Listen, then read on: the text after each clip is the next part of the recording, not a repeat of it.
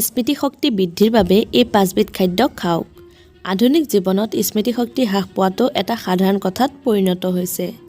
স্মৃতি বিভ্ৰান্তৰ ফলত দৈনন্দিন জীৱনত অনেক সমস্যাৰ সন্মুখীন হ'ব লগা হয়। নিত্যনীতি কাম-কাজত ই সাংঘাতিক বাধাৰ সৃষ্টি কৰে। আহকচোন তেনেহ'লে ভিডিঅ'টোত কি খাদ্য খাব লাগে আলোচনা কৰোঁ। ভিডিঅ'টো সম্পূৰ্ণকৈ চাব বুলি আশা কৰিলোঁ। অতি ব্যস্ততাপূৰ্ণ জীৱনত স্মৃতিশক্তি বৃদ্ধিৰ বাবে খাদ্য তালিকাত পুষ্টিগুণ সমৃদ্ধ ফলকেইটা অন্তৰ্ভুক্ত কৰিলে যথেষ্ট ভাল ফল পাব পাৰি। ডাৰ্ক চকলেট মানসিক চাপ হ্ৰাস কৰা, অৱসাদ দূৰ কৰাৰ লগতে স্মৃতিশক্তি বৃদ্ধিত ডাৰ্ক চকলেটে বিশেষভাৱে কাম কৰে। নিয়মীয়াকৈ এটুকুৰা ডাৰ্ক চকলেট খোৱাটো স্বাস্থ্যৰ বাবে অত্যন্ত উপকাৰী। খাদ্য বিশেষজ্ঞসকলে মত পোষণ কৰিছে যে চকলেটে পাহৰি যোৱাত বাধা দিয়াত বিশেষভাৱে সহায় কৰে। কোমোৰাৰ বীজ কোমোৰাৰ বীজত প্ৰচুৰ পৰিমাণে ফাইবাৰ আৰু প্ৰটিন থাকে।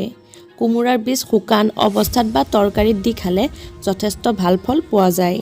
কোমোৰাৰ বীজ খাদ্যৰ তালিকাত ৰাখিলে মানসিক চাপৰ পৰা মুক্ত হ'ব পাৰি। ব্লুবেৰী ৰোগ প্ৰতিৰোধ ক্ষমতা বৃদ্ধিৰ বাবে ব্লুবেৰীৰ দৰে দ্বিতীয়বিধ ফল নাই বুলিলেও বঢ়াই কোৱা নহয়। এই ফলত প্ৰচুৰ পৰিমাণে ফাইবাৰ আৰু এণ্টিঅক্সিডেণ্ট থাকে। ব্লুবেৰী নিয়মীয়াকৈ খালে মগজু সবল হৈ থকাৰ লগতে স্মৃতিশক্তি বৃদ্ধিত যথেষ্ট সহায় কৰে।